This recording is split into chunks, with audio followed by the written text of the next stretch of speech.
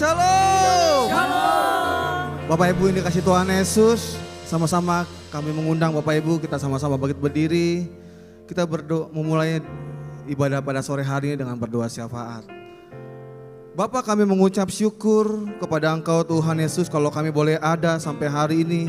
Itu semua karena anugerah-Mu Tuhan Yesus. Terima kasih Bapa, sekalipun ketakutan, kekhawatiran ada di setiap sekeliling kami, namun Engkaulah sumber kekuatan kami sampai dengan hari ini. Dan hari ini kami bawa persembahan syukur kami Tuhan. Kami bawa bangsa Indonesia ke dalam tangan-Mu Tuhan Yesus, yaitu bangsa yang Kau kasih ini ya Bapa, menjadi bangsa yang merdeka Tuhan, kemerdekaan yang utuh. Terus Tuhan dicurahkan atas bangsa kami Indonesia. Lawatan demi lawatan terjadi atas Indonesia. Pertobatan terjadi atas Indonesia Tuhan. Dan kami akan melihat Tuhan, Indonesia dikuduskan. Indonesia menjadi bangsa yang kudus di dalam nama Tuhan Yesus. Terima kasih Tuhan Yesus. Kami mengangkat tangan kami Tuhan pada sore hari ini. Kami berdoa bagi pemimpin bangsa Indonesia, khususnya Bapak Presiden Prabowo dan Wakil Presiden Bapak Gibran. Bapak, Engkau memberkati kedua hamba-Mu Tuhan Yesus untuk membawa Indonesia ke depan destiny-Mu Tuhan Yesus, yaitu pemerintahan yang adil, pemerintahan yang benar Tuhan, pemerintahan yang takut akan Tuhan. Bangkitkan atas Indonesia Tuhan, celihkan mata rohani mereka Tuhan untuk melihat kebenaran firman Tuhan. Terima kasih Tuhan, kami serahkan Tuhan pemerintahan bangsa Indonesia dan seluruh jajaran merah putih ke dalam tangan-Mu Tuhan. Di dalam biarlah kuasa Tuhan dinyatakan atas bangsa kami Indonesia. Terima kasih Tuhan Yesus. Kami juga mengangkat tangan kami Tuhan. Kami berdoa Tuhan bagi pemimpin rohani kami, khususnya Gembala Sidang Paniko dan Gembala CK7 Bapak Dr. Yanto. Kami berdoa Tuhan, Engkau juga memberkati kedua hamba-Mu Tuhan, kesehatan, umur yang panjang, keluarga besar hamba-Mu, usaha hamba-Mu Tuhan diberkati berlimpah-limpah, dan juga pelayanan hamba-Mu Tuhan dari Yudea, Samaria, bahkan sampai ujung bumi. Kami akan melihat banyak jiwa-jiwa disembuhkan, bertobat, dan mereka menjadi umat yang layak. Terima kasih Tuhan Yesus. Terima kasih Bapak. Kami juga berdoa bagi generasi-generasi Yeremia, anak-anak muda yang Tuhan kasih, yaitu anak-anak muda yang militan. Bangkitkan mereka Tuhan, menjadi anak-anak muda yang takut akan Tuhan, yang melesat tepat pada sasarannya Tuhan. Masa depan mereka, sekolah mereka Tuhan, Engkau juga memberkati di dalam nama Tuhan Yesus. Kami akan melihat Tuhan Yesus, mereka anak-anak muda akan bangkit menjadi anak-anak muda yang takut akan Tuhan bagi bangsa Indonesia dalam nama Tuhan Yesus. Inilah setiap doa kami. Kami akan setiap hati dan pikiran kami. Haleluya. Amin. Amin. Puji nama Tuhan. Bapak Ibu Saudara, untuk memperingati kemerdekaan Indonesia ke-81 tahun esok hari, kita bersama-sama memberikan sikap terbaik dan rasa hormat. Bersama-sama kita menyanyikan lagu Indonesia Raya.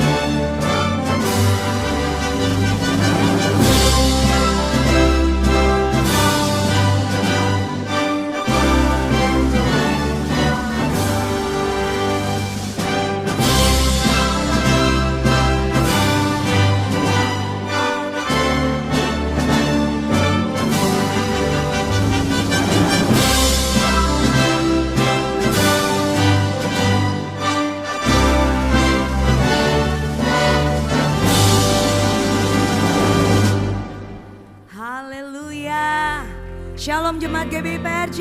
Shalom. Shalom. semangat lagi, shalom. Haleluya. 81 tahun Tuhan menyertai bangsa kita. Dan kita percaya di tahun-tahun ke depan penyertaan Tuhan tetap sempurna bagi bangsa kita. Amin. Setiap orang yang diperdekakan Tuhan, sorakan amin.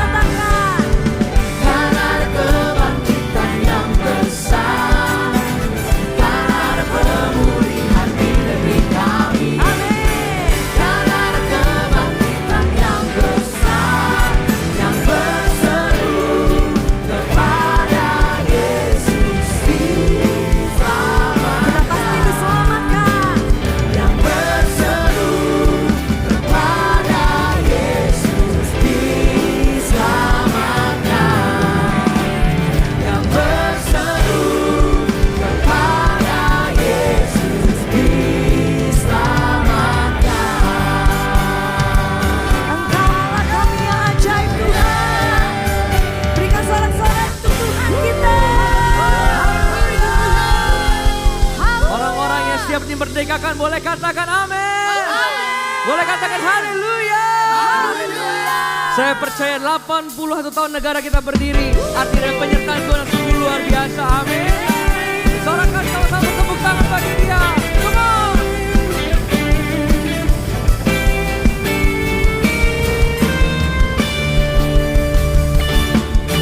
Sekarang telah tiba keselamatan dan kuasa dan pemerintahan Allah kita, kuasanya yang diurapinya karena telah dilemparkannya para pendakwa kita.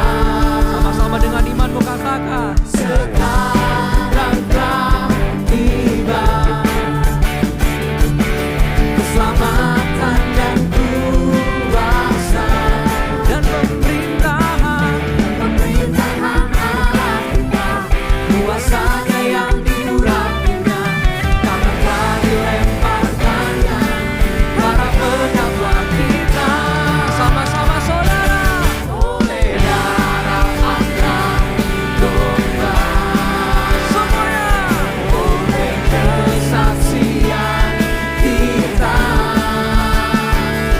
iblis dikalahkan, kuasanya dihancurkan oleh darah anak domba. Yang percaya katakan amin. Mari sama-sama kita katakan satu suara. Sekarang telah tiba keselamatan dan kuasa, keselamatan dan kuasa, amin, dan pemerintahan Allah kita, kuasanya yang diurapinya karena telah dilemparkannya para pendakwa kita. Sama-sama oleh darah anak domba, boleh angkat tanganmu, oleh kesaksian kita, iblis dikalahkan, kuasanya dihancurkan oleh darah anak domba, oleh darahnya, sing it out. Biar kita kesaksian kita, kesaksian kita, iblis dikalahkan, kuasanya dihancurkan oleh darah anak domba. Boleh angkat tanganmu, oleh darah anak domba. Kita katakan dengan iman kita pada hari ini. Come on. Yeah. Kalahkan, dihancurkan. Boleh sama-sama sekali lagi kita katakan oleh darah anak domba. Ini seruan anak-anakmu Tuhan. Iblis dikalahkan, kuasanya darah anak domba. Sama-sama semuanya oleh darah anak domba, oleh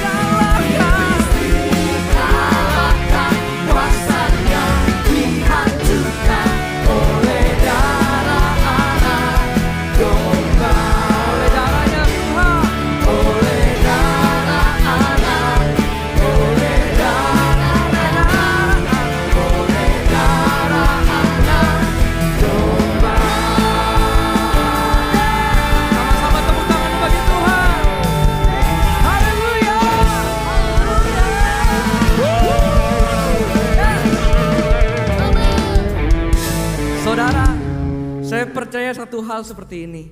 Kalau kita dimerdekakan sama Tuhan, artinya ada rancangan Tuhan terbaik dalam hidup kita, amin. Penyertaan Tuhan tidak pernah berhenti, amin.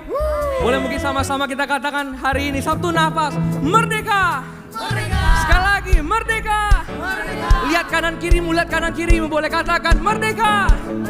Haleluya, hari ini kita lepaskan belenggu, kita kalahkan iblis, kita kalahkan maut, amin. Oleh darah anak domba, yes, haleluya. Sama-sama angkat tanganmu, come on. Sing it out. Iblis dikalahkan. Hari ini iblis gak ada waktu, hari ini iblis gak ada tempat buat kita. Come on, katakan bersama-sama. Oleh darah anak. Ini pujian kami Tuhan, ini keinginan kami Tuhan, menyenangkan-Mu. Kalahkan iblis hari ini. Apapun masalahmu, apapun keadaanmu, kita lawan hari ini. Kamu segera. Oleh darah anak domba, satu suara. Oleh kesaksian kita, iblis dikalahkan, kuasanya dihancurkan. Oleh darah anak domba, ya oleh darahnya, pujian kami Tuhan, kesaksian kita. Dengan imanmu, kuasanya dihancurkan. Oleh darah anak domba, ya oleh darahnya, oleh darah anak, oleh darah anak, oleh darah anak domba.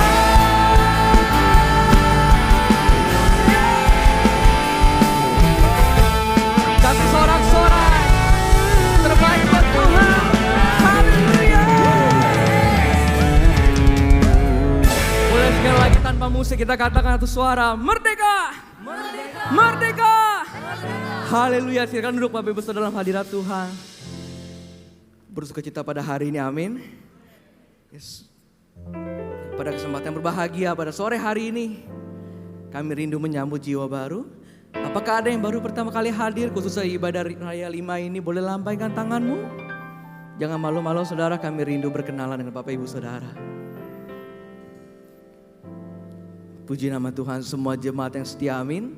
Jadi tugas setiap kita mengajak kerabat, teman-teman dan keluarga bersama-sama bertumbuh dalam gerejanya yang luar biasa. Dan sebentar saudara, kita akan memberikan persembahan. Persembahan dapat diberikan dengan dua cara. Dan maaf saudara, menginformasikan juga seperti pada minggu-minggu sebelumnya, yaitu pada minggu ketiga kita akan memberikan dua persembahan. Yang pertama adalah persembahan umum dan yang kedua adalah persembahan diakonia yang akan dilakukan setelah news nanti. Untuk persembahan umum kembali mengingatkan ada dua cara, yaitu dengan mengangkat tangan saudara dan para pengerja akan siap melayani Bapak Ibu Saudara. Dan cara yang kedua yaitu meng-scan kris yang terdapat di depan bangku Bapak Ibu Saudara dan juga ada di layar depan, dan pastikan penerimanya adalah kolekte GBI PRJ. Baik, jika sudah siap boleh saya undang dengan hormat sekali lagi kita sama-sama bangkit berdiri. Kita akan mendeklarasikan persembahan kita dengan iman. Mari kita bersama doa. Bapa, kami bersyukur buat segala berkat-Mu. Kami membawa persembahan sebagai wujud ucapan syukur. Kami menerima bisnis, kuliah, kesehatan, pekerjaan yang terbaik dari Tuhan. Ini adalah waktu untuk memberikan persembahan. Di dalam nama Tuhan Yesus kami berdoa syukur. Haleluya. Amin. Silakan duduk kembali saudara.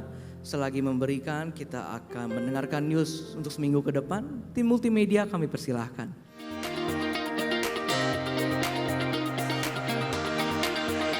Shalom, berikut kami sampaikan beberapa pengumuman. Ibadah Raya hari Minggu 23 Agustus 2026, pukul 7, 9, dan 11.30 waktu Indonesia Barat, dilayani oleh Pendeta John Lomondong. pukul 16.30 waktu Indonesia Barat dilayani oleh Bapak Franky Kuncoro. PRJ Manara Service pukul 9 waktu Indonesia Barat dilayani oleh PDM Teresia Sitia Tirta DJSH. Ibadah raya disertai dengan ibadah King's Kid, ibadah anak berkebutuhan khusus, Little Blessing Toddler, sekolah minggu, Joshua Generation Kid Church English Service, sekolah minggu Manara Service, ibadah Junior Church Indonesian Service, 316 Youth English Service, dan ibadah 2PM Adult and Couple Service.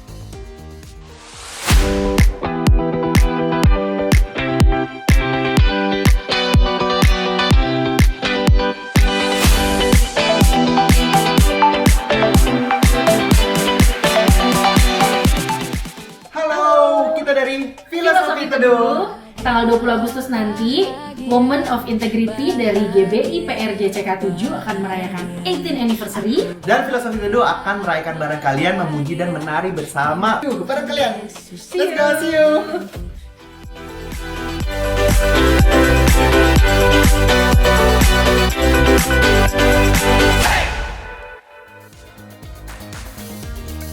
Sehubungan dengan libur nasional Hari Kemerdekaan Republik Indonesia ke-81, maka diinformasikan sebagai berikut.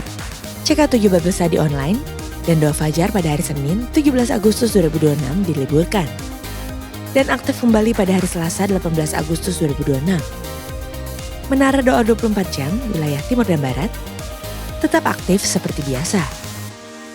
Sebagai dewasa muda, kita terbiasa mengejar banyak hal. Mimpi, pekerjaan, pencapaian, bahkan versi terbaik dari diri sendiri, dan semua itu nggak salah. Coba berhenti sejenak. Sebetulnya apa sih yang kita kejar? Bagaimana kalau Tuhan ingin kita mengejar panggilannya?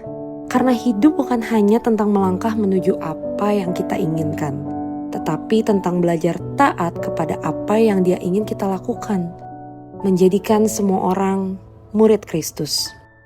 Ia rindu, hati Bapa yang selalu rindu setiap jiwa mengenal Dia dan berjalan dalam satu misi yang sama dengannya. Mungkin selama ini kamu menunggu sampai merasa siap, menunggu sampai tahu harus mulai dari mana, but this is your time to say yes to His calling. Presence 26, go!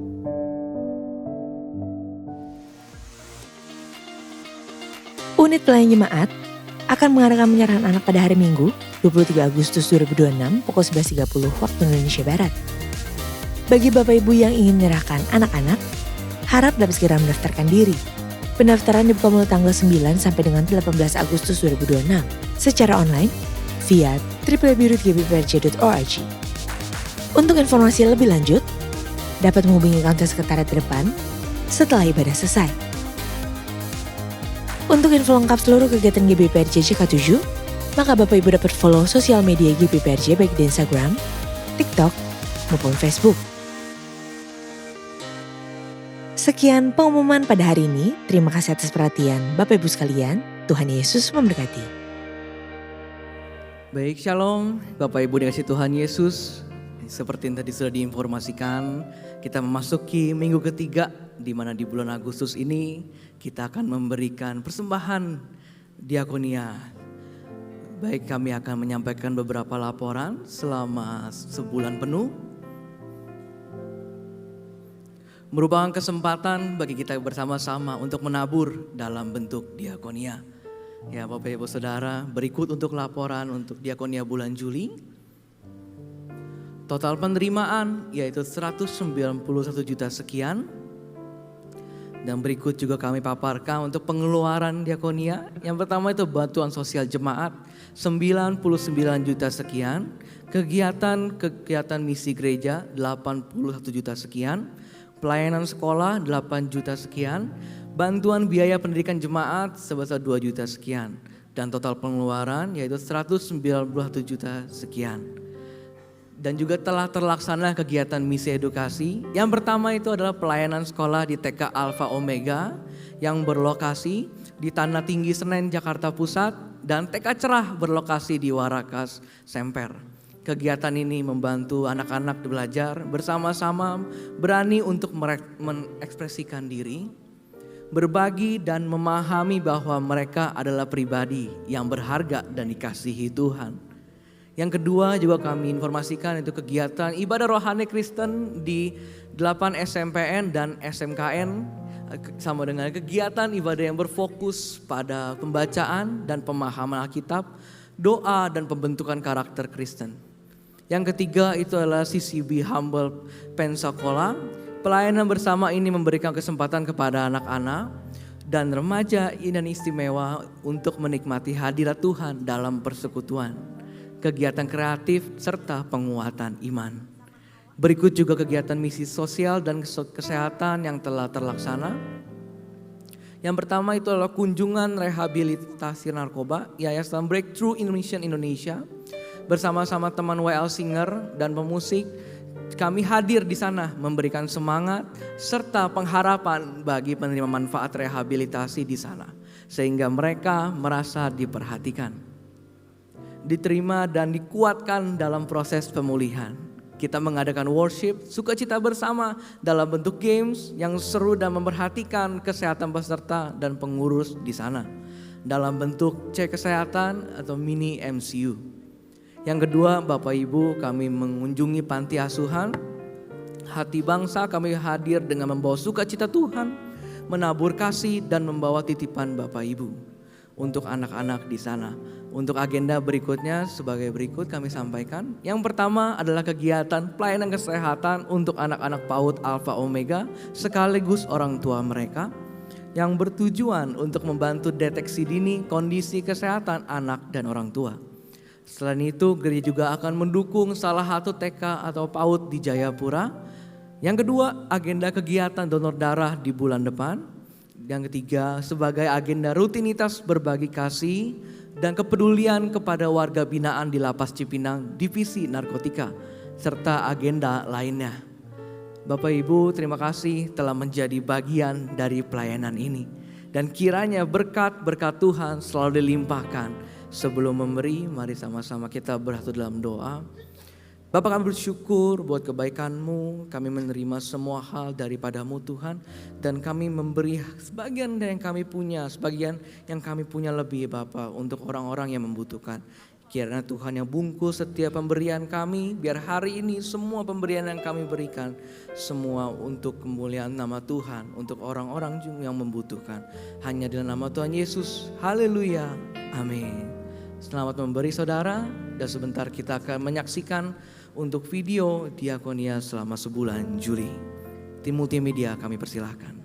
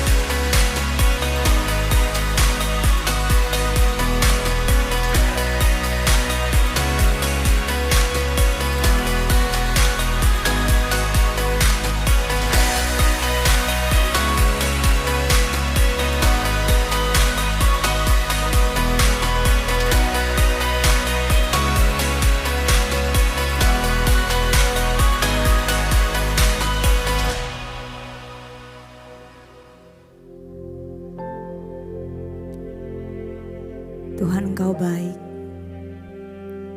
Kami percaya hati-Mu ada bagi Indonesia, Tuhan Yesus. Terima kasih Engkau mengasihi setiap kami, Tuhan. Hari ini kami datang, kami membawa doa kami hanya kepadamu, Tuhan Yesus.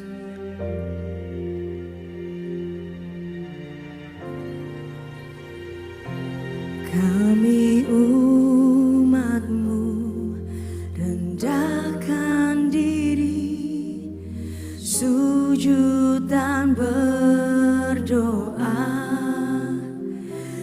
mencari wajah-Mu, berpaling dari jalan kami yang jahat. Oleh anugerah-Mu, ampunilah.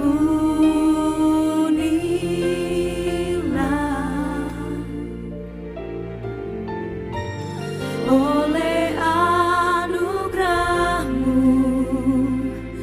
pulihkanlah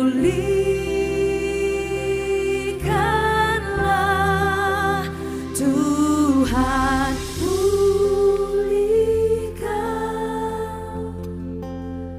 Bapa, pulihkan,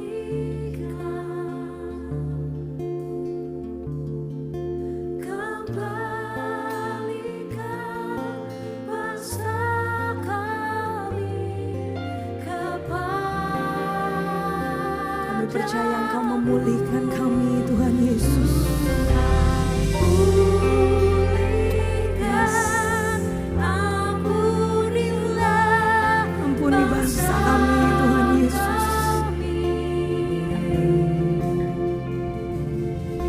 Dan pulihkan kembali negeri kami.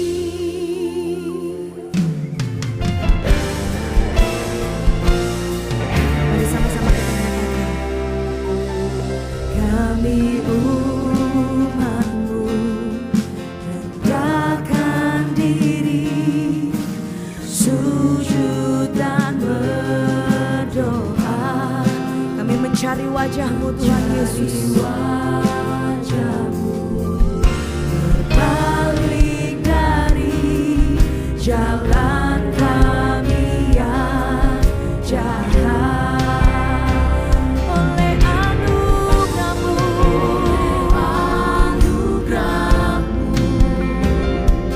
ampunilah.